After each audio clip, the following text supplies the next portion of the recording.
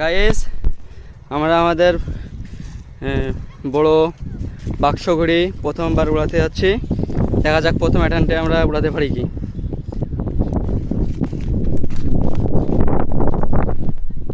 Guys ঘড়িটি উড়ে গেছে আকাশে, প্রচুর টান প্রচুর টান প্রচুর টান। গাইস আমাকে ঘড়িটি নিয়ে যাচ্ছে, প্রচুর টান ঘড়িতে।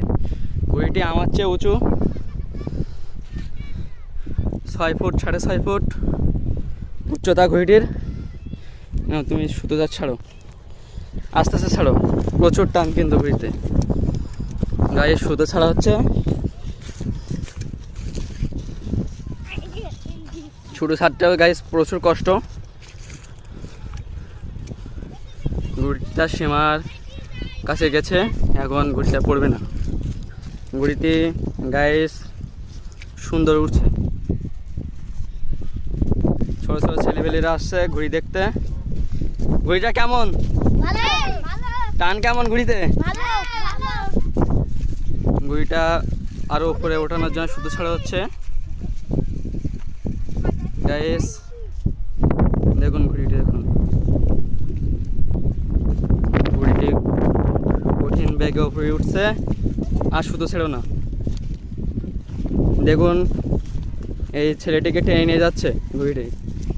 ঘড়িটি প্রচুর টান।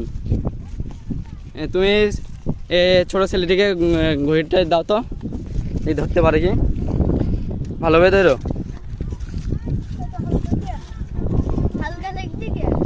না, ঘড়িটি তার সীমায় যাচ্ছে, এবার আশা করি প্রচুর টান উঠবে।